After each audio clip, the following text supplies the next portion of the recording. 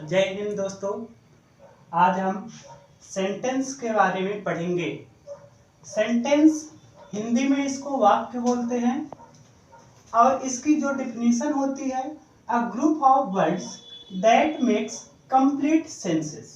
मतलब शब्दों का एक ऐसा समूह जो हमें पूर्णतः अर्थ को बताता है, उसे हम क्या बोलते हैं? सेंटेंस बोलते हैं या तो वाक्य बोलते हैं। एग्जाम्पल है इसका, Ram reads a book. Ram पुस्तक पढ़ता है। अब कोई भी सेंटेंस अगर बनता है तो उस सेंटेंस को किसी स्ट्रक्चर पर पार्टिकुलर बनाया जाता है। तो जैसे हम अभी जस्ट इसके ऊपर एग्जाम्पल देखें कि राम रीड्स अ बुक, तो ये भी किसी स्ट्रक्चर पे बना हुआ है। तो ये जो स्ट्रक्चर है तो सब्जेक्ट वर्ब प्लस ऑब्जेक्ट पे बना हुआ है। मतलब सबसे पहले हम सब्जेक्ट लेंगे, सब्जेक्ट के बाद वर्ब लेंगे और वर्ब के बाद ऑब्जेक्ट लेंगे, तभी वो कंप्लीट हमें अर्थ बता सकता है कोई भी सेंटेंस। जब तक सब्जेक्ट वर्ब ऑब्जेक्ट नहीं रहेंगे तो हमें वो सेंटेंस पूरी तरह से नहीं बताएगा कि क्या कह रहा है या क्या कहने वाला है। अब इसके आगे होता है पार्ट ऑफ सेंटेंस। यहाँ पर स्टूडेंट कंफ्यूज हो जाते हैं कि पार्ट ऑफ सेंटेंस और काइंड्स ऑफ सेंटेंस एक ही चीज है। एक चीज दोनों नहीं है। सेंटेंस के अंग और सेंटेंस के प्रकार, ये दोनों अलग अलग बातें होती हैं। तो हम यहाँ पर सेंटेंस के अंग को पढ़ेंगे। तो सेंटेंस के अंग जो होते हैं दो होते हैं। पहला हमारा होता है सब्जेक्ट, दूसरा होता है प्रेडिकेट। सब्जेक्ट को बोलते हैं कर्ता, प्रेडिकेट को बोलते हैं विधेय। अब जो ये सब्जेक्ट होता है तो बहुत लोग बोलते हैं नहीं सर आप सब्जेक्ट मतलब तो हमारी मैथमेटिक्स विषय होती है, हिंदी विषय होती है। ये विषय है, वो भी उनका कहना भी सही है, लेकिन इस सब्जेक्ट का मतलब क्या होता है? एक सब्जेक्ट का मतलब हमारा विषय होता है। जो भी विषय पढ़ते हैं, हिंदी पढ़ते हैं, इंग्लिश पढ़ते हैं, मैथ पढ़ते हैं, जो भी विषय हुआ। दूसरा सब्जेक्ट का मतलब दाता होता है, मतलब देने वाला। जैसे कोई अगर उसके यहाँ पर मांगने गया कि हमें कुछ चंदा दीजिए या कुछ, जो देता है डोनर करता है, डोनेट करता है, उसे भी हम सब्जेक्ट बोलते हैं। तीसरा सब्जेक्ट हमारा क्या होता है? कर्ता। और हम जब सेंटेंस पढ़ते हैं तो इस कर्ता का उपयोग करते हैं यहाँ पर सब्जेक्ट के रूप में, ना कि विषय और दाता के रूप में। एग्जाम्पल है इसका, यू आर प्लेइंग क्रिकेट। आप क्रिकेट खेल रहे हो। तो जो इसमें पहला होगा तो ये सब्जेक्ट है।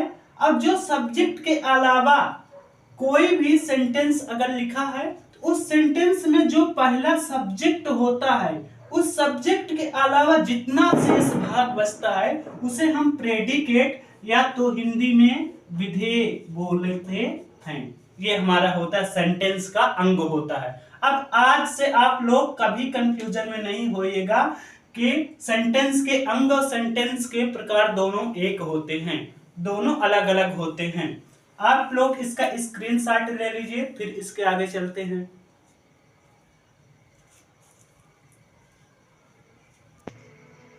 अब पढ़ेंगे काइंड्स ऑफ सेंटेंस। मतलब सेंटेंस के कितने प्रकार होते हैं। एसर्टिव सेंटेंस, जिसे हम साधारण वाक्य के नाम से जानते हैं। नेगेटिव सेंटेंस, जिन्हें हम नकारात्मक वाक्य के नाम से जानते हैं। इंट्रोगेटिव सेंटेंस, जिन्हें हम प्रश्नवाचक वाक्य कहते हैं। चौथा है एक्सक्लेमेटरी, मतलब विस्मय सूचक। पांचवा नंबर है ऑप्टेटिव। ऑप्टेटिव का मतलब होता है इच्छावाचक।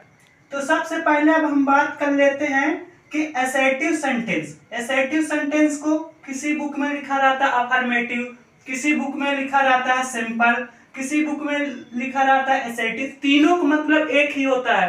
कुछ बच्चे ऐसे होते हैं कि सर हमें तो आप असर्टिव पढ़ाए हैं, हमारे बुक में अफर्मेटिव लिखा है, आप गलत पढ़ा दिए सर। ऐसा नहीं होता, तीनों सही होता है, केवल अलग अलग बुक में अलग अलग वर्ड का यूज किया जाता है। तो असर्टिव सेंटेंस क्या होता है?